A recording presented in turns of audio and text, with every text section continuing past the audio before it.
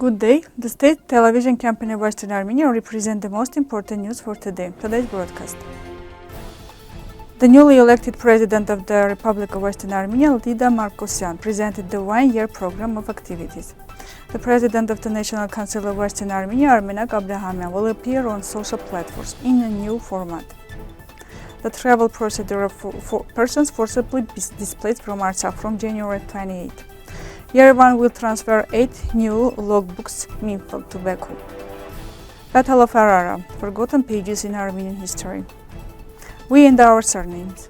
The exhibition of winning photos of the prestigious World Press Photo competition was opened in Yerevan. On January 21, the session of the government of Western Armenia was held, chaired by the newly elected president of the Republic of Western Armenia, Lydia Margosian.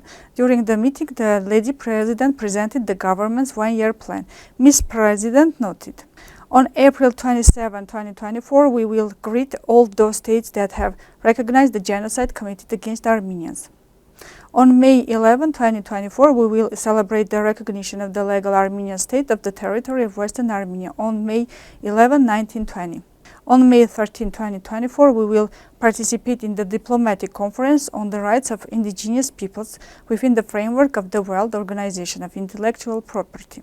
On May 24, 2024, we will celebrate the 11th anniversary of the formation of the National Assembly, Parliament of Western Armenia.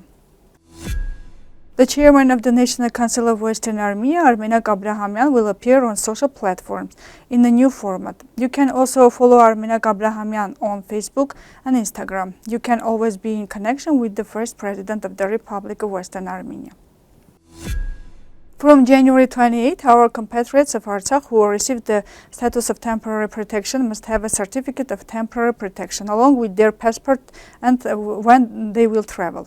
According to the description of the identity document of the refugee who received temporary protection and the procedure for issuing it, approved by the decision of October 26 on taking under temporary protection of forcibly displaced persons from Artsakh. Identity documents of a refugee granted temporary protection, passport and temporary protection, refugee certificate. In 2024, from January 28, these two documents will be considered valid when leaving Eastern Armenia and entering Eastern Armenia, only if they are used together. Temporary protection refugee certificate is issued upon application by diplomatic missions or consular institutions of Eastern Armenia.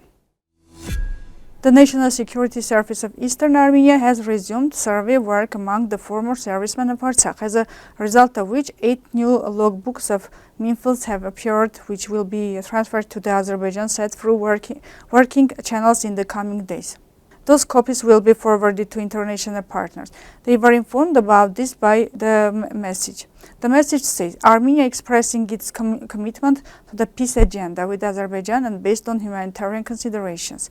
On June 12, July 3, October 19, November 1, and November 29, 2021, they handed over 972 minefields of logbooks to the representatives of the Republic of Azerbaijan without preconditions. At public and on working levels, the representatives of the Republic of Armenia have rapidly stated that there are no better maps of a high quality under disposal of the Republic of Armenia.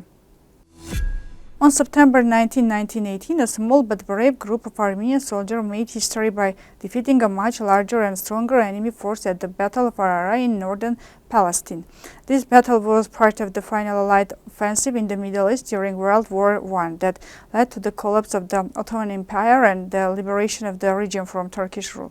The Armenian soldiers who fought under the banner of the Volunteer Legion Armenian Legion of the French army showed courage, skill, and loyalty, and for that reason they earned the respect and admiration of their allies and enemies.